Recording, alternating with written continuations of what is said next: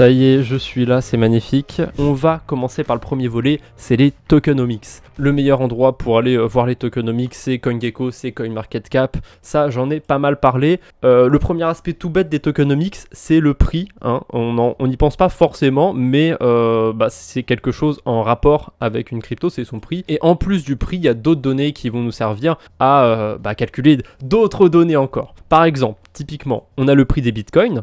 On a la quantité de Bitcoin en circulation.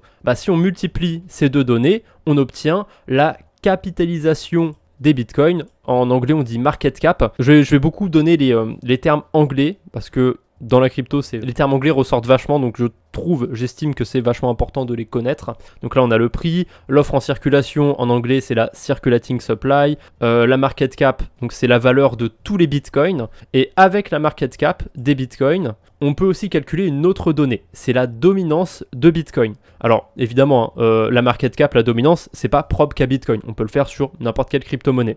La dominance, ça on en a parlé la semaine dernière, c'est tout simple, on prend la market cap d'une crypto, on prend la market cap de toutes les cryptos et on les compare, on fait un ratio. Donc là, on peut le faire en direct parce que j'ai les deux données sous les yeux. Bitcoin, c'est autour de 383 milliards. On va faire des arrondis, on s'en fout. Et en haut, vous ne le voyez peut-être pas, mais moi je le vois, c'est le plus important. Il y a la market cap de toutes les cryptos et c'est autour de 998 milliards. Donc si je fais 383 divisé par 998, j'obtiens ce chiffre-là. On va le mettre en pourcentage.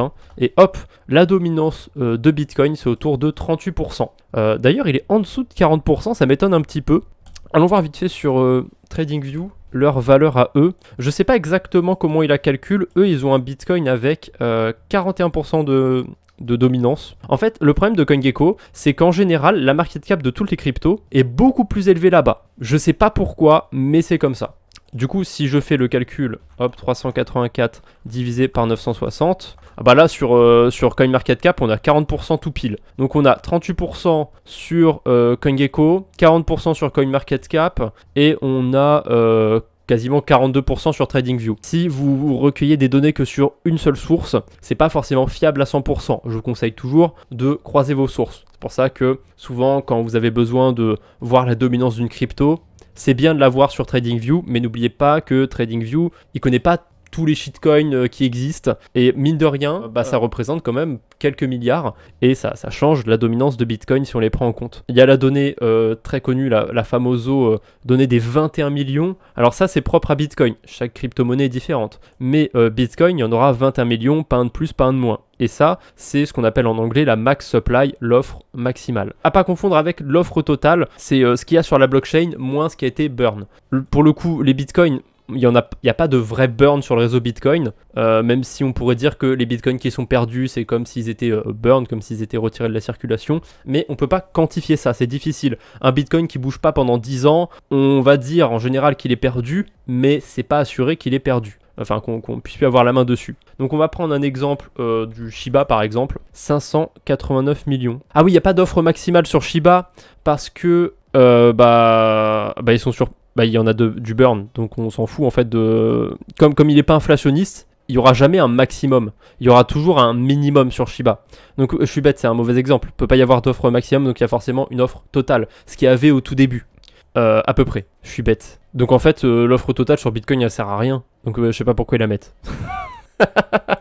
C'est pas grave. Là, sur GST, c'est l'inverse du Shiba. Le Shiba, je ne l'ai pas précisé, il est déflationniste. C'est-à-dire que la quantité de Shiba en circulation va diminuer dans le temps. Parce que quand on fait une transaction sur la blockchain Ethereum, et je suppose que Shiba est sur d'autres blockchains, on va brûler des Shiba, les retirer de la circulation. Ils n'existeront plus puisqu'ils seront sur une adresse paumée sur la blockchain auquel personne ne peut avoir accès. Voilà. Donc, c'est le principe du burn. Je trouve que le principe sur Shiba est un peu débile. Il y a trop de burn. Si je dis pas de bêtises, c'est 10% ou dans ces eaux-là. Ça veut dire que quand vous achetez 100 $ de Shiba, ça vaut plus que 90 $. Puisque si vous l'achetez sur la blockchain, le protocole sur lequel vous allez acheter vos Shiba, enfin échanger vos cryptos plutôt, il va vous envoyer les Shiba. Et en vous les envoyant, il y aura 10% de perte. GST, c'est l'inverse de Shiba. À chaque transaction, il y en a pas de nouveaux qui sont créés, hein. Mais contrairement à Shiba, c'est pas la même mentalité. C'est-à-dire que là, pour le coup, on a l'offre maximale existe, hein, sauf que, enfin, elle existe entre guillemets. Vous voyez un signe infini à côté, c'est pas bon signe. Ça veut dire que le nombre maximum de GST pour l'instant, c'est potentiellement un nombre infini. Et ça, c'est pas ouf, parce que ça veut dire que pourrait très bien y avoir 50 milliards, 2 milliards, 2 milliards de GST. Et si j'en rajoute autant en circulation, il risque plus de valoir 2 centimes. Ou alors c'est que vraiment, il y a énormément d'argent derrière pour qu'il vale encore 2 centimes. Typiquement, si là je double le nombre de GST, il faut que je double sa market cap, sa capitalisation. Pourquoi il est inflationniste? Eh bien parce que GST, c'est une crypto qui vous récompense sur l'application Stepn. Personnellement, j'ai jamais utilisé Stepn et je pense que avec le recul, c'était vraiment un truc de mode quoi. Genre le truc est quand même sorti au bon moment, c'est sorti genre au printemps et tout, quand les gens, quand la belle saison revenait. C'est ouf, c'est des putains de génies, hein, en vrai. Parfois, ça peut bien marcher. Même si un token est très inflationniste au début, mais c'est ultra rare. Pour GST, ça a marché au tout début, son prix avait augmenté, mais parce qu'il y a énormément de gens, énormément d'argent qui a afflué vers le projet. Là, CoinGecko m'emmerde un petit peu, super. Du coup, on peut voir l'argent que vaut un projet tout simplement en allant sur CoinGecko, CoinMarketCap comme d'habitude, et en allant sur la capitalisation. J'ai énormément de mal à dire ce mot, hein. Market cap en français. Et si je me mets sur un an, hop, on peut voir que voilà, pendant un moment, le projet était vraiment très valorisé. Il valait plus de 100 millions, pardon. Maintenant, on est sur du 13 millions. Donc, la market cap a été divisée x 10. On aurait tendance à se dire que le prix aussi a été divisé par 10, hein, à peu près. Pourtant, si je mets le cours, hop, à ce moment-là, on n'était pas à 20 centimes, on était à plusieurs dollars. Parce qu'à ce moment-là, il y avait beaucoup moins de GST en circulation. Et c'est aussi pour ça que le graphique n'a pas la même gueule quand on regarde en market cap et quand on regarde le cours. Voilà, là il a l'air de monter tranquillement et tout, limite ça donne presque envie d'investir dessus et après boum, ça se pète la gueule. Ce que j'aime pas en fait avec PancakeSwap, c'est que sur leur Twitter, quand ils mettent en avant leurs chiffres de burn, ils mentent en fait. Voilà, là on voit que sur leur dernier burn, ils ont brûlé 6 millions de cakes et que ça vaut 31 millions de dollars. Mais c'est du mytho. En fait, le smart contract, donc ce qui sert à émettre des cakes, il émet 40 cakes par bloc sur la Binance Smart Chain. Donc 40 cakes toutes les 3 secondes.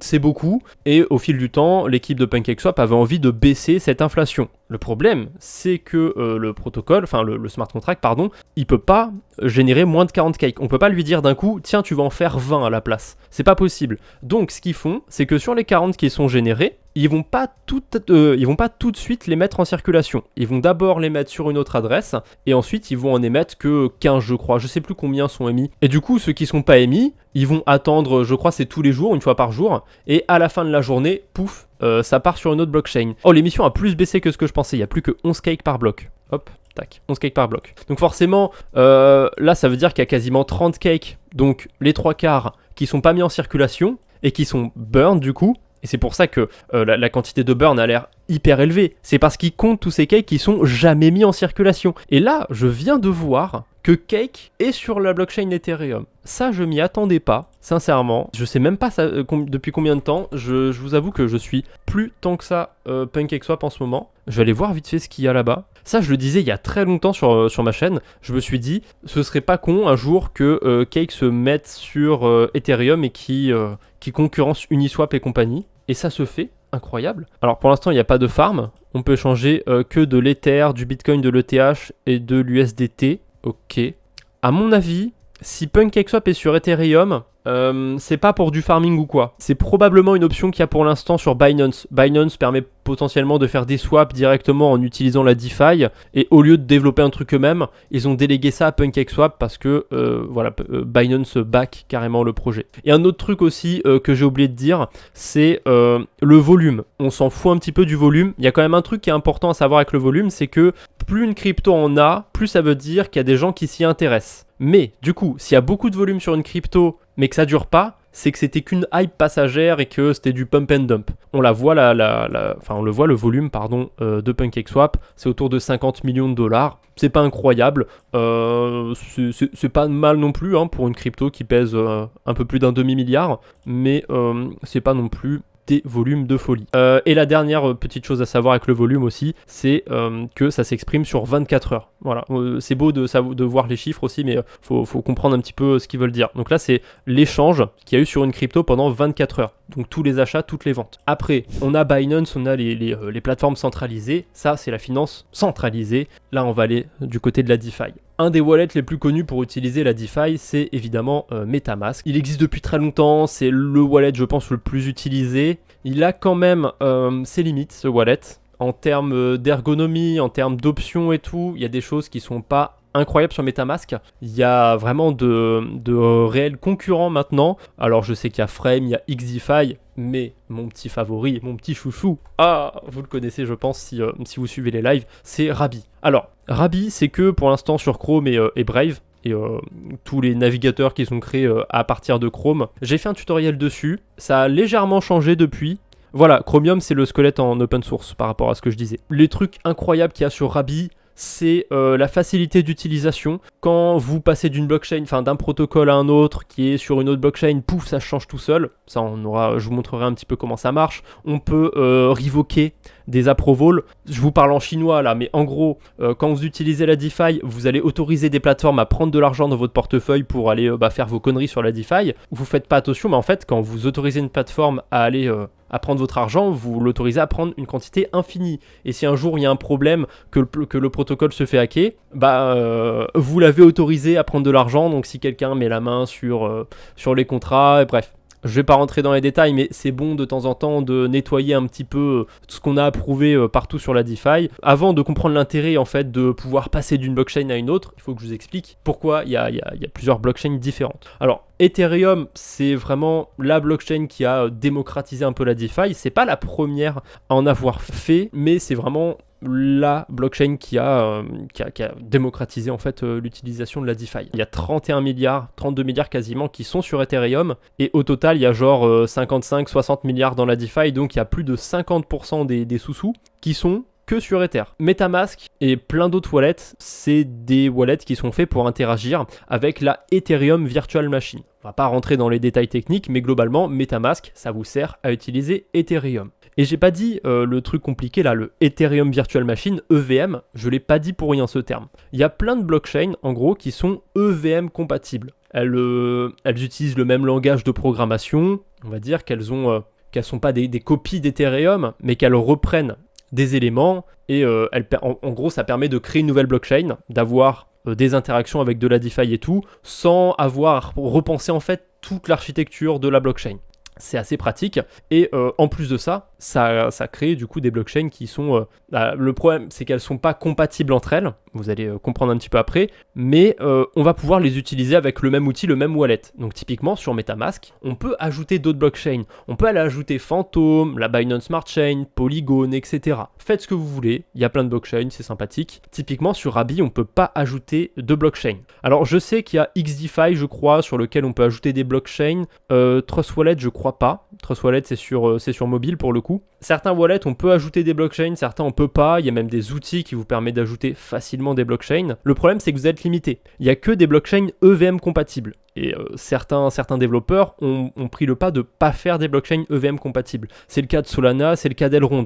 Donc si vous l'utilisez ces blockchains, il va falloir d'autres wallets ou alors des wallets plus complexes qui vous permettent d'avoir plein de blockchains au même endroit. Ça va être le cas de Matt Wallet. Matt Wallet, vous pouvez avoir Solana typiquement et Phantom au même endroit.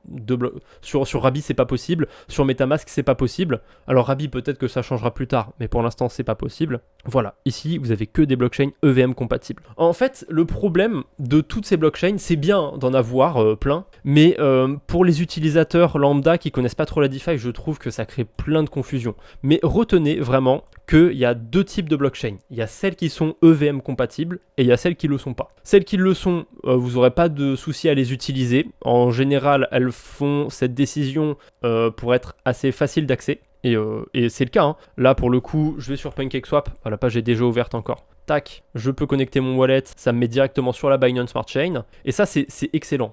Avec Rabby, si je me mets sur AAV, tac. AAV, c'est pas sur la Binance Smart Chain. Là, je vais être sur Optimism. Hop, je connecte mon wallet. Paf. Alors, pour le coup, mon wallet est un peu con. Rabby, il est un peu con. Il s'est mis sur Arbitrum. Faut que je change de version. Et Rabby, normalement, il devrait changer tout seul. Ou au pire, avant de passer une transaction, Rabi va changer tout seul. Paf, là je suis sur Optimism, là je suis sur la Binance Smart Chain. Et là pour le coup, Rabi, il a reconnu que le truc était que sur Optimism, ou en tout cas que j'étais connecté à la version Optimism, et il m'a directement proposé de me connecter sur Optimism. C'est incroyable. Et là, boum, je suis sur Optimism, là je suis sur la BSC. Ça a l'air de rien, mais ça change la vie. Et là, c'est hyper visuel, je trouve, sur Rabi. Je vois ce qui sort de mon portefeuille, je vois ce qui rentre, je vois les frais, je peux choisir en fait les frais. On peut aussi le faire sur MetaMask, mais c'est un peu plus chiant. Et en bas, ça vous dit s'il risque d'y avoir une erreur et s'il y a un risque aussi à faire ce que vous êtes en train de faire. Voilà. Pour l'instant, comment on passe d'une blockchain à une autre ? Pour l'instant, on va utiliser ce qu'on appelle des bridges. Alors, le bridge, je pense qu'il y a le plus de volume, c'est multi-chain. Ça vous permet du coup de passer d'un monde à un autre. Comment ça marche, un bridge ? En gros, il y a des coffres sur toutes les blockchains. Par exemple, là, vous voyez que je suis sur Ethereum et la BSC. Donc, je vais changer des USDC, je vais les envoyer d'Ethereum vers la Binance Smart Chain. Ce que les gens vont faire, c'est qu'ils vont mettre de l'argent dans un coffre sur Ethereum, de l'argent dans un coffre sur la Binance Smart Chain, et comme ça, on peut tout simplement échanger. Je vais me rendre sur multi-chain, je vais donner des USDC sur Ethereum, ils vont être ajoutés dans le coffre sur Ethereum, et en échange, ils vont me sortir des USDC, la même quantité, moins les frais, ils vont me sortir des USDC du coffre de la Binance Smart Chain, et ils vont me les envoyer.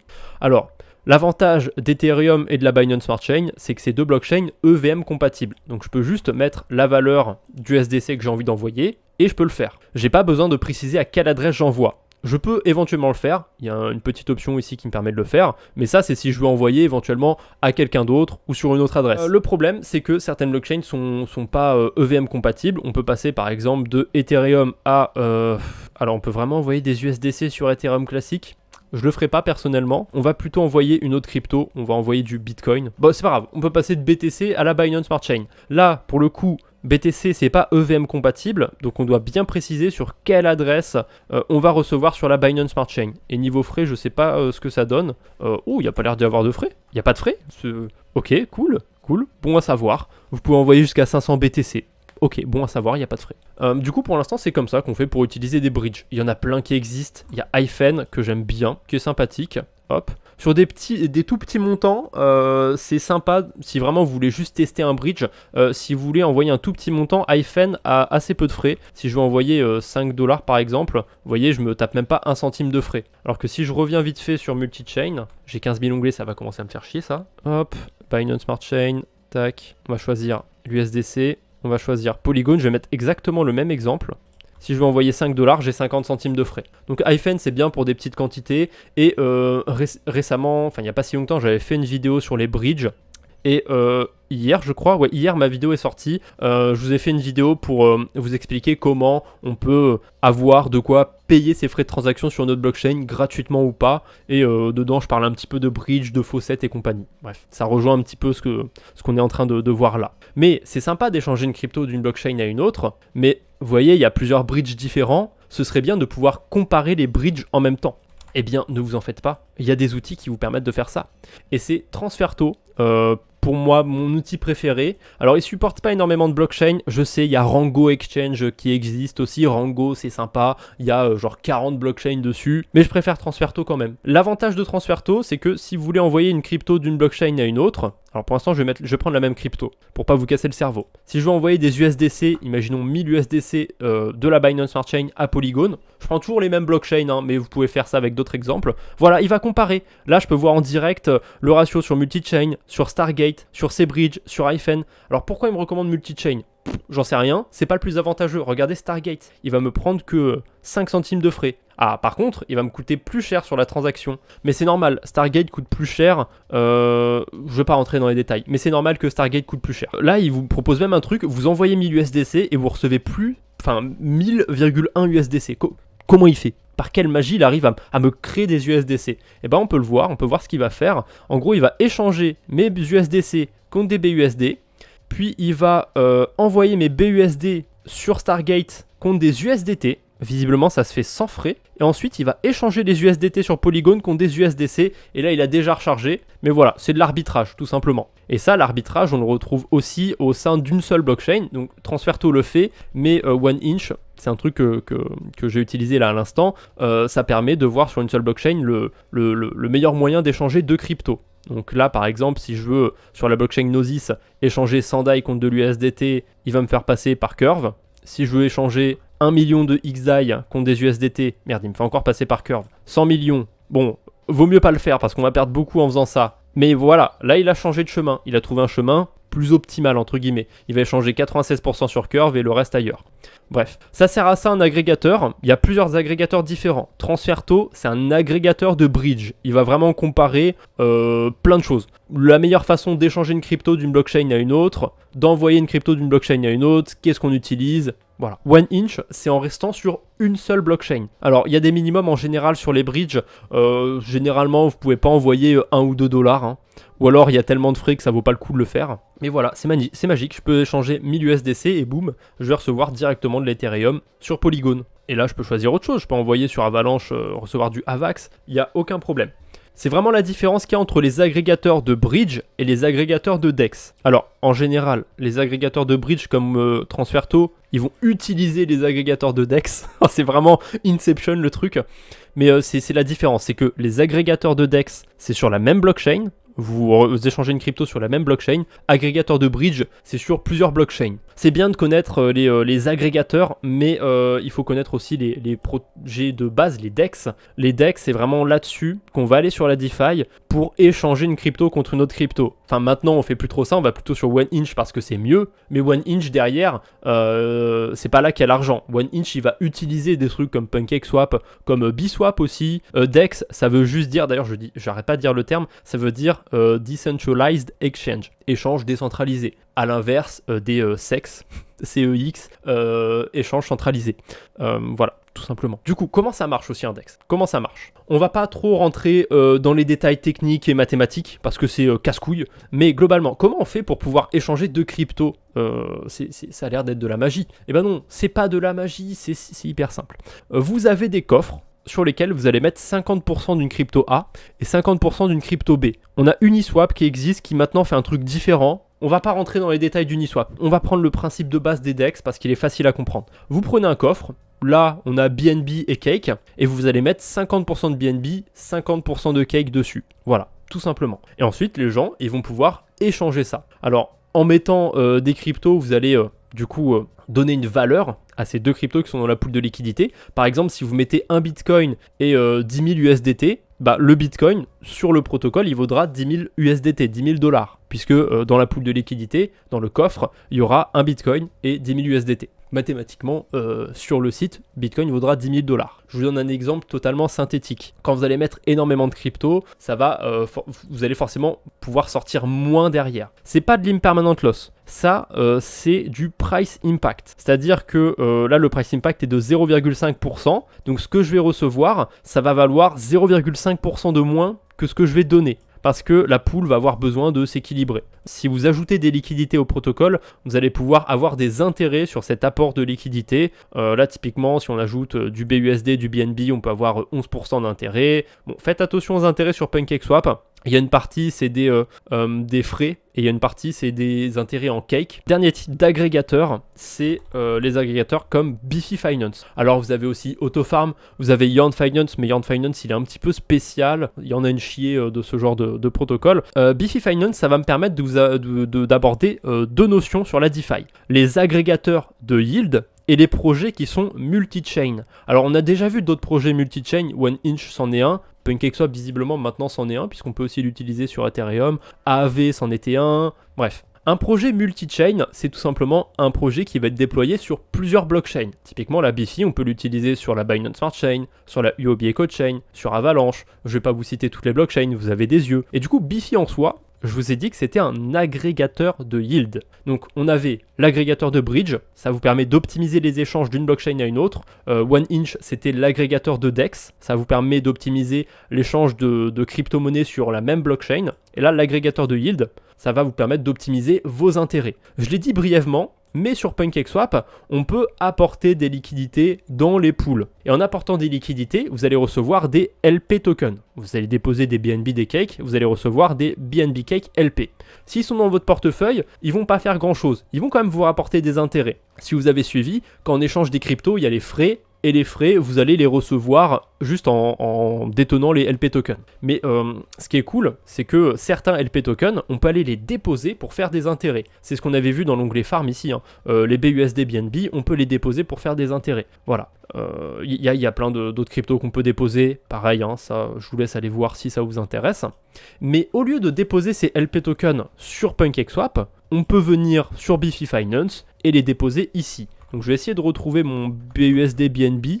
Voilà, il est ici. Le BUSD BNB de PancakeSwap. Je peux aller le déposer sur Biffy Finance. L'avantage de passer par Biffy, c'est que mes intérêts vont être dans la crypto que j'ai déposée. Alors là, j'ai déposé du BUSD et du BNB. Bah, mes intérêts, ce sera du BUSD et du BNB. Et encore mieux, j'aurai pas besoin de réclamer mes intérêts, puisque ça va être réinvesti automatiquement. C'est le principe de Biffy. Sur PancakeSwap, quand vous déposez vos cryptos, vous avez des intérêts en cake. Ils ne sont pas réinvestis, vous les avez, au bout d'une semaine, j'en sais rien, ça vaut 10 balles, vous pouvez les réclamer, ensuite vous pouvez en faire ce que vous voulez. Biffy Finance, c'est des smart contracts, du coup, qui vont essayer d'optimiser ça, et de temps en temps, alors là il y a 1 million dessus, donc à mon avis il peut le faire aisément une fois par jour, ou une fois tous les 2-3 jours, il va prendre les intérêts qu'il y a en cake, il va les convertir à moitié en BUSD, à moitié en BNB, il va les remettre sur la pool de liquidité et ça va tourner comme ça à l'infini. Après maintenant il y a plein de petites choses qui ont été ajoutées sur la DeFi, hein,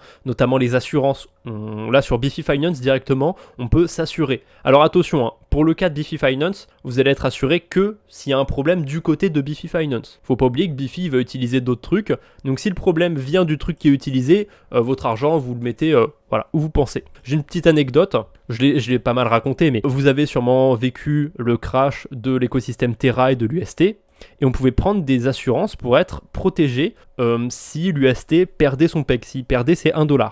Et j'ai un ami justement qui avait des UST sur Encore, l'UST a 10 PEG, il avait l'assurance, il n'a pas vendu ses UST, il a pu récupérer l'argent du coup. Il a jamais rien perdu en fait sur son investissement sur les UST, et il a même perdu qu'une toute petite partie des intérêts, donc ça veut dire que les UST qu'il a déposés, il a même réussi à récupérer, je crois c'est 60-70% des intérêts. Voilà, incroyable. Sur ma chaîne YouTube, il y a des tutoriels sur la DeFi, il y en a plein sur internet, donc si jamais c'est un truc qui vous intéresse, vous n'aurez pas trop de mal à chercher des informations par rapport à ça, et le meilleur truc à faire si la DeFi vous intéresse, c'est de tester par vous-même. Il n'y a pas de meilleure façon d'appréhender le truc. Je voulais embrayer vite fait sur les plateformes de lending parce que j'ai oublié de vous parler de ça. Lending, c'est prêt. Et on peut aussi faire du borrowing, donc de l'emprunt. Alors les plateformes de prêt et d'emprunt sur la DeFi, c'est pratique pour pas mal de choses. Vous pouvez déposer des cryptos et en emprunter. Alors pour l'instant, on va pas rentrer dans les stratégies, je vais peut-être vite fait vous dire ça. On va parler de comment ça fonctionne techniquement. Quand vous apportez des liquidités sur ce genre de protocole, imaginez que vous mettez 1000 USDC, vous vous doutez bien que AAV, vu que c'est sur la blockchain, ils vont pas avoir la garantie que si vous empruntez 2000 balles derrière, vous allez les rendre. C'est pour ça que si, et j'ai pas donné cet exemple pour rien, si vous mettez 1000$, vous allez pouvoir emprunter au maximum, je crois que sur AAV c'est 800$. Il y a des cas un petit peu particuliers, par exemple si vous déposez de l'USDT, je sais pas si c'est sur toutes les blockchains, mais sur Polygon en tout cas, ça j'en suis sûr, si vous déposez de l'USDT sur la blockchain Polygon, vous pouvez pas emprunter de certaines cryptos, et certaines vous pouvez pas en emprunter autant que vous voulez. Enfin, moins que 80%, je veux dire. Pareil, si vous déposez du AGE euro, des trucs comme ça. Bref, ça a l'air tout con comme ça, mais à quoi ça sert d'emprunter ? L'argent que vous empruntez, vous pouvez aller le faire travailler ailleurs. Si vous avez que des BTC, des ETH, vous pouvez quand même les déposer sur AAV, emprunter des stablecoins, et ensuite aller faire ce que vous voulez avec des stablecoins. Alors, allez pas faire n'importe quoi non plus, parce que l'argent que vous avez que vous avez déposé, vous pouvez le récupérer que si vous n'avez plus d'emprunt, ou alors vous pouvez pas tout récupérer. Typiquement, si vous déposez 1000$ et que vous empruntez, j'en sais rien moi, 400$, vous allez pouvoir sortir de l'argent, mais vous n'allez pas pouvoir sortir 800$, parce que sinon ça veut dire que vous avez déposé 200 et que vous avez emprunté 400. Ça c'est pas possible, vous pouvez pas vous retrouver à emprunter plus. Vous allez pouvoir sortir peut-être 400 balles.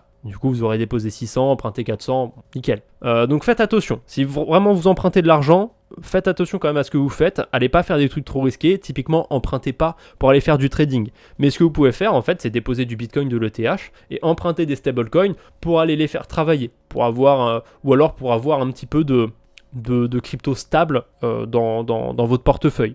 Alors ça c'est quand même pratique quand on est plutôt en bull run, hein, parce que vos BTC, vos ETH, comme ils sont en collatéral, ils vont prendre de la valeur et vous pourrez emprunter de plus en plus. Il y a même des gens qui font ça pour pouvoir dépenser des cryptos, mais si vous vous faites liquider, théoriquement, vous êtes vraiment bien dans la merde parce que tout ce que vous avez dépensé, c'est de la plus-value, etc. Enfin, de la plus-value. Si vous avez fait si il y a de la plus-value, tout ce que vous avez dépensé, il va falloir le prendre en compte et ça va être une merde en fait pour le suivi. Donc, je vous déconseille de faire ça, d'emprunter des stablecoins euros, dollars et d'aller les utiliser ensuite dans la vraie vie. Restez dans la DeFi quand vous êtes sur ça, vous allez bien vous porter. Zone Finance, donc la finance du soleil en allemand.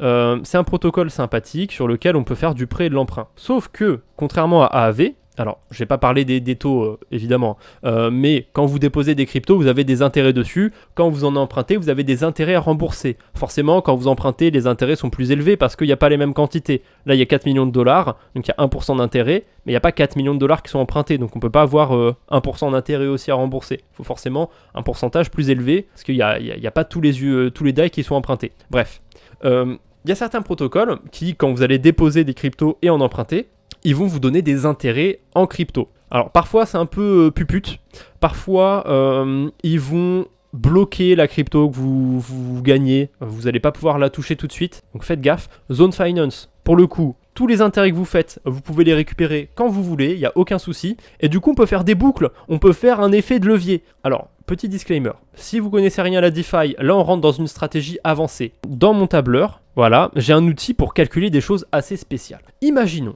que vous ayez 1000 dollars, ok? Vous avez 1000 dollars. Sur les 1000 dollars, vous allez emprunter 800 dollars, ok? Les 800 dollars, vous allez les redéposer. Alors, je n'ai pas précisé en quoi. Imaginons, vous déposez du DAI ou de l'USDC. Vous allez déposer 1000 balles d'USDC ou de DAI, on s'en fout, et emprunter 800 dollars de la même crypto. C'est important de rester dans la même crypto. Vous allez pouvoir faire un effet de levier. Vous allez voir, c'est dingue. Ça a l'air de rien, mais pour l'instant, si vous déposez que 1000 USDC, vous avez 2,58% d'intérêt en USDC et 5% d'intérêt en zone. Faites attention, c'est une crypto très inflationniste, on en a parlé au début, ça veut dire que son prix va se péter la gueule. Je reviens sur mon tableur. Vous empruntez 800 dollars, vous allez les redéposer, parce qu'en les redéposant, vous allez pouvoir emprunter encore plus. Imaginons que là, on puisse emprunter 600 dollars de plus, hop, on va passer à 1400 dollars d'emprunter, on va les redéposer, pourquoi pas, ensuite on va emprunter 400 dollars, tac, on va les redéposer, ensuite on va emprunter 200 dollars, tac, on va les redéposer. Vu les chiffres, je pense qu'on pourrait boucler encore, mais voilà, on va s'arrêter là. On se retrouve avec 3000 dollars de déposé, 2000 dollars d'emprunté. Alors il faudra faire attention parce que les intérêts en zone, ils vont être très piégeux. Si le zone aujourd'hui vaut 1 dollar et que demain il vaut plus que 50 centimes, les intérêts qu'on a fait sont divisés par 2. Donc c'est une stratégie sur laquelle il faut beaucoup regarder, il faut faire très attention. Bref. Il faut être attentif à ce genre de stratégie. Alors, sur l'USDC, globalement, vous avez 7,5% d'intérêt quand vous les déposez, ok? Tableur crypto. Donc là, c'est l'argent qui est déposé, l'APR, c'est 7,5. Donc si vous mettez que 1000 dollars, vous avez 7,5% d'intérêt, ok? Là, vous faites ce que j'ai dit avec la boucle. Quand vous empruntez des USDC, vous devez rembourser l'USDC avec un taux de 4,3%, mais par-dessus ça, vous avez 7,3% d'intérêt en zone. Alors, je vous le dis aussi, cette stratégie, si vous la regardez dans 3 semaines, dans 2 mois, je vous déconseille de la faire, ce sera sûrement plus rentable. Bref, du coup, si je fais 7,33, ça c'est des intérêts positifs, que je les soustrais par 4,3, ça c'est des intérêts négatifs, ça donne 3%, assez simple. Vous avez vraiment 3%, vous êtes payé à emprunter, vous avez 3% d'intérêt à emprunter, on voit ça que sur la DeFi. Du coup, en ayant mis les bons intérêts, ça veut dire que sur une semaine, mes 3000 dollars, ils vont me faire 4 dollars d'intérêt, mes 2000 dollars, ils vont me faire 1 dollar d'intérêt, donc sur mes 1000 dollars d'investissement, j'aurai un rendement de 28%. Voilà, on passe de 7% à 28%. Je vous laisse méditer là-dessus. Il y a un autre type de stratégie que j'ai présenté il n'y a pas très longtemps avec SushiSwap et Agave sur la Gnosis Chain. J'avais mis l'exemple ici et ça vous permet de transformer un 1% sur Agave en 25-30%. Alors pour le coup, l'autre stratégie dont j'ai parlé dans les derniers lives, il y a des risques d'impermanent loss. Là, le seul risque en fait, c'est la crypto de reward. Si son prix se pète la gueule très fort d'un coup, il faut vite clôturer ses positions. Et sur rect.news, il y a un classement. Parce que la DeFi, attention, la DeFi c'est dangereux. La DeFi, des fois, il se passe des trucs pas sympathiques. Des fois, il y a des hacks. Des fois, il y a des gens qui arrivent à piquer des sous-sous. Et c'est pas cool. Et du coup, il y a un classement sur rect.news qui nous permet de voir les plus gros hacks. Mais ce qui est intéressant à voir, c'est que les 3 plus gros hacks, c'est sur des bridges. Alors, il n'y a pas Mongox, c'est un des premiers hacks qu'il y a eu. Enfin, c'était un hack, Mongox. Bref, première grosse perte en tout cas dans les cryptos, c'était Mongox, mais il n'est pas dans le classement. Donc là sur Rect, les trois, en tout cas pour la DeFi du coup, les trois plus gros hacks qu'il y a eu, c'est sur des bridges. Les bridges, c'est les protocoles que je vous ai montré là, Hyphen, Multichain. C'est là-dessus qu'on va pouvoir échanger des cryptos d'une blockchain à une autre. Certes, le principe est tout con, hein. On met des cryptos sur une blockchain, des cryptos sur une autre blockchain, et hop, on les échange comme ça d'une blockchain à une autre. Mais c'est vachement risqué, hein.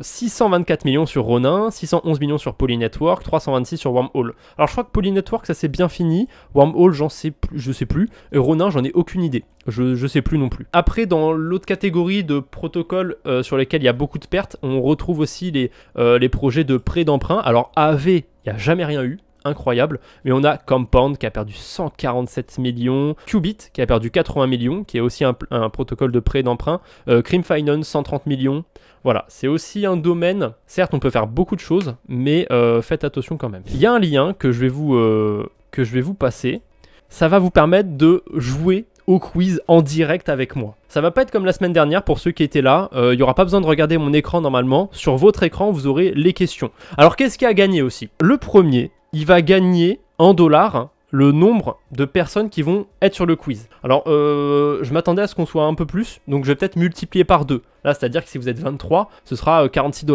Plus vous êtes, plus il y a à gagner. C'était ça le but. Bon, après on fait ça en bear market. Je suis bâtard. En bull run, il y aurait beaucoup plus. Mais c'est pas grave. Il y aura aussi un petit truc anodin. Mais entre les premiers, enfin le premier, le deuxième, le troisième, le quatrième et le cinquième, vous serez crédité dans ma prochaine grosse vidéo. Pas grosse vidéo, j'entends celle que j'ai fait sur les tokenomics, celle que j'ai fait récemment sur Realty. Voilà, ce genre de vidéo où en général on me voit dedans. Vous serez crédité les 5 premiers. Et j'avais prévu aussi de donner au deuxième, au troisième, ça on verra. Mais pour l'instant on va garder le gain pour le premier. Et on verra à la fin comment ça se passe. Ah, en fait vous pouvez mettre des likes à l'infini quoi, c'est n'importe quoi. On est 30, c'est parti. Première question, celle-ci n'a pas de points. C'est pour voir comment ça marche. Sur quelle blockchain retrouve-t-on PancakeSwap? Je crois que je vais cacher ma webcam. Et 24 personnes ne se sont pas trompées, c'est bien sur la Binance Smart Chain. Alors je suis désolé pour ceux qui ont répondu Ethereum. Au moment du quiz, je savais pas que c'était sur Ethereum, je l'avais découvert. Donc, tant pis pour vous. Hein. Heureusement, cette question ne rapportait pas de points. Allez, on passe à la deuxième. Le volume est exprimé en général sur combien de temps? Est-ce que c'est sur 6 heures? Est-ce que c'est sur 12 heures? Ou est-ce que c'est sur 24 heures? Ah, on peut voir en bas le nombre de personnes qui ont répondu. C'était évidemment sur 24 heures. En général, quand vous voyez le volume, c'est toujours sur 24 heures. Vous pouvez l'exprimer sur d'autres heures, il n'y a pas de souci. Mais on le regarde toujours en 24 heures. Bref. Donc, pour l'instant, le premier, visiblement, c'est Valentin. Bien joué. Donc, on a le top 5. Hein. Si vous êtes dedans, c'est cool. Allez, troisième question. Faut aller vite aussi. Hein. Faut aller vite. Il y a des questions vraies ou faux qui rapportent un peu moins de points. Qu'est-ce que la dominance d'une crypto? Est-ce que c'est, petit 1, la place que prend une crypto par rapport à tout le marché crypto? Petit 2, le nombre de personnes qui détiennent une crypto. D'ailleurs, il n'y a pas une faute à détiennent là. Le prix d'une crypto multiplié par 25. Ou l'argent investi sur une crypto chaque jour. Et oui, c'est la dominance. Oh, je suis content. Bon, j'ai un peu insisté, mais 29 personnes ont eu la bonne réponse. C'est évidemment la place que prend une crypto par rapport à tout le marché crypto. Voilà. Et qui nous passe à Hello Bibsworth qui a dû misclick. On l'a vu, il a fait 0 points. Jolinae qui est première. Bobo, Valentin, Wise Games. Allez, on va pas s'attarder sur le top à chaque fois. Question 4. Pourquoi le prix du GST s'est effondré? Et oui, je l'ai pas pris en exemple par hasard. Est-ce que c'est numéro 1 parce qu'il était très déflationniste? Numéro 2 parce qu'il était très inflationniste? Ou numéro 3 parce qu'Elon Musk a incendier le projet sur Twitter. Aïe aïe aïe aïe aïe. Aïe aïe aïe aïe aïe. 11 personnes se sont trompées. Et oui, le GST est très inflationniste. Il y en a énormément qui sont créés, donc forcément, ça a une répercussion sur son prix. Et oui, il n'est pas déflationniste. Et voilà, on a le top 5. Pour l'instant, ceux qui sont là, visiblement, c'est du sans faute. Allez, on continue. Là, il y a peut-être le premier vrai ou faux. Comme je vous ai dit, il y a moins de points. Voilà. Ethereum a-t-elle la plus grande TVL? Alors, c'est comparé à toutes les autres blockchains qui sont sur la DeFi. Attention, hein. 21 personnes ont répondu vrai. Oui, Ethereum, c'est là-bas qu'il y a la plus grande TVL pour l'instant sur la DeFi. Et j'ai bien mis TVL et pas Market Cap. Vous avez peut-être confondu, je ne sais pas. Market Cap, c'est la valeur d'Ethereum. Bitcoin est au-dessus. Mais TVL, c'est l'argent qu'il y a sur la blockchain. J'ai peut-être mal expliqué aussi. C'est possible. My bad. Mate qui passe premier, bien joué à toi. Alors, question 6. Quelle donnée ne sert pas à calculer la market cap? Ah, celle-ci, il faut un peu la deviner par soi-même. La market cap, je vous rappelle que c'est la capitalisation d'une crypto. Alors, est-ce que le prix vous sert à calculer la market cap? Si c'est le cas, il ne faut pas le choisir. Est-ce que le volume vous sert à calculer la market cap? Ou est-ce que la quantité en circulation vous sert à calculer la market cap? Et c'est évidemment le volume, hein, on s'en fout. Que vous ayez échangé 50 millions d'une crypto ou 100 millions dans la journée, ça ne va pas changer sa capitalisation. Voilà. Ouh, là, le top a changé. Visiblement, il n'y en a que 2 ou 3 qui ont tout le temps les bonnes réponses. Ou peut-être aussi en dessous. Pizzanium qui est passé premier. Franginou deuxième, très proche. Bien joué à vous. Allez, 7ème question. Quelle blockchain est EVM compatible? Il n'y en a qu'une seule. Ah, il n'y en a qu'une seule. Là, vraiment, s'il y a au moins la moitié des gens qui répondent bon, je suis hyper fier de moi. Ça veut dire que j'ai un minimum bien expliqué parce que c'est le bordel, je trouve. Et attention, c'était évidemment la Binance Smart Chain qui était EVM compatible, puisque c'est une blockchain qu'on peut utiliser avec le wallet MetaMask ou Rabi. Magnifique. Solana, Tron, Elrond, c'était des pièges. Donc le classement, ça nous donne quoi? Ah, Pizzanium Franginou, toujours, il truste le classement, bien joué à vous. Les cryptos sont-elles physiquement sur notre wallet? Alors ça, c'est bâtard cette question, parce que je vous l'ai pas dit. En gros, si tu dissèques ton wallet, physiquement, tu vas pas retrouver des bitcoins, ils sont pas dedans. Tes bitcoins, ils sont sur la blockchain, que t'aies ton wallet ou pas. T'as pas tes bitcoins. Si par exemple t'as une ledger, une clé physique, alors je vais mettre vite fait la webcam pour vous montrer. Hop. Si t'as tes cryptos là-dedans, si là j'explose ma clé, je vais pas perdre mes bitcoins. Ils seront, je pourrais toujours les récupérer sur un autre wallet, une autre clé ledger. Donc c'est faux, ils sont pas physiquement sur nos wallets. Magnifique. Le classement a un petit peu changé, mais on a toujours les deux en première place. Question 9, on est à la moitié. Quel outil permet de suivre ses investissements sur la DeFi? Donc de faire un suivi de ses investissements. Ah là, pour le coup, c'est sûrement mon outil DeFi préféré. Ne vous trompez pas. Est-ce que c'est Trust Wallet? Est-ce que c'est OT? On n'en a même pas parlé. Hein. Est-ce que c'est D-Bank? Ou est-ce que c'est TradingView? Il y a quand même trading dedans. Je pense qu'on peut l'éliminer. C'était évidemment D-Bank. Trust Wallet, c'est pas un outil de suivi. Et faire vraiment suivre ses investissements là-dessus. Allez, 10e question. Grâce à quel type de protocole peut-on envoyer des cryptos d'une blockchain à une autre? Et ça, j'en ai quand même pas mal parlé. J'espère que la moitié des gens vont avoir bon. Vous avez répondu super rapidement. Alors, est-ce que c'est grâce à un DEX, grâce à un bridge, grâce à un agrégateur de yield ou grâce à un folio tracker? C'était évidemment les bridges. Oh! Alors là, sincèrement, je suis hyper content. Il n'y a pas une seule personne qui s'est trompée. C'était peut-être pas si dur, mais je suis quand même super content. Et folio tracker, c'était voilà, comme D-Bank, un outil de suivi de portefeuille en fait. Question 11. Est-ce que les 3 plus gros hacks de la DeFi ont eu lieu sur des bridges? Ah, c'est pas pour rien que je vous ai montré le classement juste avant le live. Des fois, je lâchais une petite information, il fallait la retenir. Ce qui compte le plus, c'est si je vous ai appris des choses. Et si même vous avez appris un seul truc, une question, vous êtes sûr d'avoir bon maintenant et que avant vous n'étiez pas sûr, et ben pour moi c'est suffisant. Oui, les 3 plus gros hacks de la DeFi ont eu lieu sur des bridges. On a Franginou toujours en premier. Franginou. Allez, à quoi sert principalement un DEX? Est-ce que ça sert à échanger des cryptos sur la DeFi? Est-ce que ça sert à créer des cryptos? Ou est-ce que ça sert à emprunter de l'argent?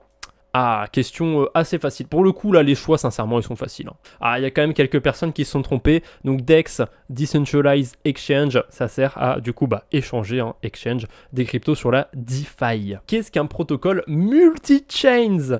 Je l'ai écrit à la française, à la française, du coup. Est-ce que c'est un protocole pour créer des blockchains? Est-ce que c'est un protocole pour optimiser ses intérêts? J'ai été vicieux un peu sur celui-là. Ou est-ce que c'est un protocole développé sur plusieurs blockchains? Il y a moyen qu'il y ait un quiproquo. Ah, il y a 2 réponses ici, parce que quand j'ai parlé des protocoles multi-chain, j'avais parlé de Bifi, et bon, voilà, c'est peut-être ça le problème. Allez, prochaine question. Ah non, d'abord je suis bête. Le classement, ça a un petit peu changé. Pizzanium, ah non, tu redescends un petit peu. Coup dur pour Pizzanium. Mais Franginou qui reste premier. Franginou, c'est bien parti, hein. Il faut rien lâcher là. Si je dépose 1000 $ sur AAV, est-ce que je peux emprunter 2000 $? Je me suis pas trop attardé sur le cas des plateformes d'emprunt, mais je pense que là, cette question, normalement, j'ai bien expliqué. Au moins, un minimum pour que vous puissiez répondre à cette crypto. Cette question. Oui, c'est faux, évidemment, on peut pas, c'est pas magique à AAV. Attention, quel agrégateur n'est pas sur la DeFi? Je vous ai parlé de 3 types d'agrégateurs sur la DeFi. Là, les 4 trucs, c'est tous des agrégateurs. Ils sont tous dans un domaine bien différent, mais il y en a un qui n'est pas dans la DeFi. Donc, on a 1inch, Bifi Finance, Transferto et Trivago, lequel n'est pas dans la finance décentralisée.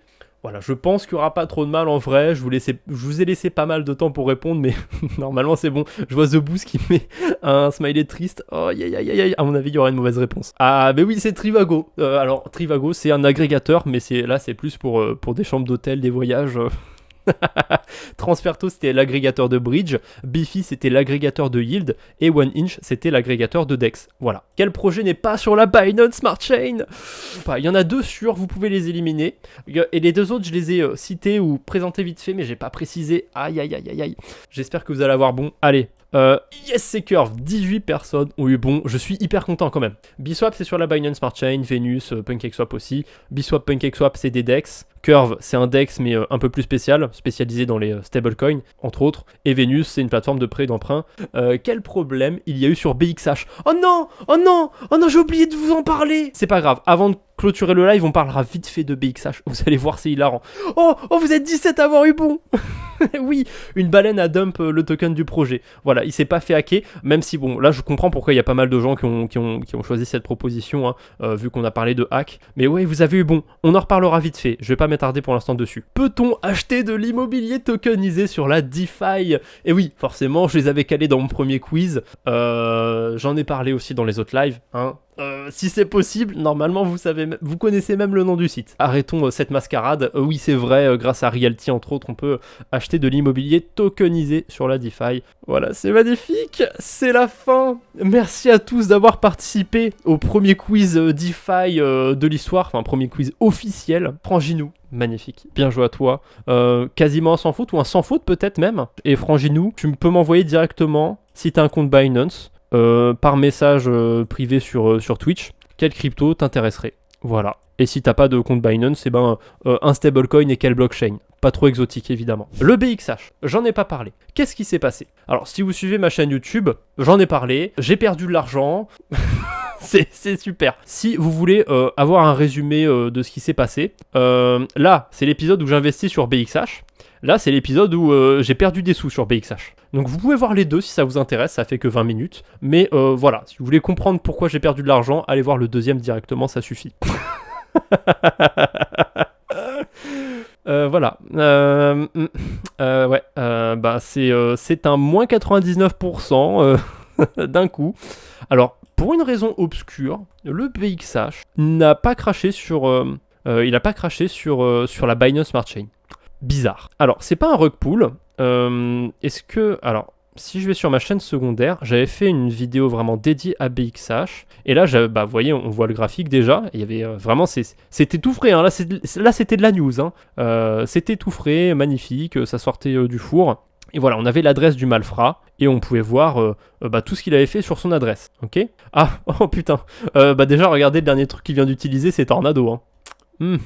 C'est pas terrible, hein. En général, quand quelqu'un utilise Tornado, soit c'est pour la vie privée, soit c'est aussi pour la vie privée, mais voilà, c'est quand même un drôle de hasard. Mais si on redescend un petit peu plus, on peut voir qu'il a échangé d'un coup 6 millions de BXH sur la OKX Chain. Il en a échangé juste avant ça 31 millions. Bref, il a dump le token, il a tout vendu. Donc, je sais pas si c'est un développeur qui s'est barré avec la caisse ou quoi. Dans ma vidéo... Pas celle-ci, mais celle que j'ai fait sur les 1 an de staking, il y a quelqu'un qui m'a dit qu'il n'arrivait pas à retirer ses sous de BXH. Ça, désolé, pour le coup, c'est pas très bon signe. Ça sent vraiment pas bon, ça sent vraiment l'exit scam, ça sent vraiment les devs qui sont barrés avec la caisse. Mais, n'empêche, je suis quand même assez smart, parce que j'ai fait une connerie volontaire sur le wallet des 1 an de staking. Ok, je vous ai dit, j'ai perdu de l'argent. Mais, si vous allez voir cette vidéo, l'épisode 23, je dis... Vous n'avez pas besoin du coup, puisque je vais vous le dire. Je dis que sur mon wallet perso, j'avais de l'argent sur BXH et j'ai tout retiré cette semaine. Et c'est littéralement, hein, je suis sorti de BXH une semaine avant le crash. Souvent, quand il y a des hacks quelque part, ou quand il y a des gros problèmes quelque part, je sors juste avant. UST, j'étais sorti, je crois, un mois avant à peu près. Bon, c'est pas forcément un hasard, mais c'est vraiment pas la première fois que ça m'arrive ce genre de truc. C'est ouf, hein. Je flaire, je flaire quand faut sortir. Allez, je vous souhaite une bonne soirée. À mardi prochain. On parlera pas de BXH du coup. Portez-vous bien. Salut tout le monde.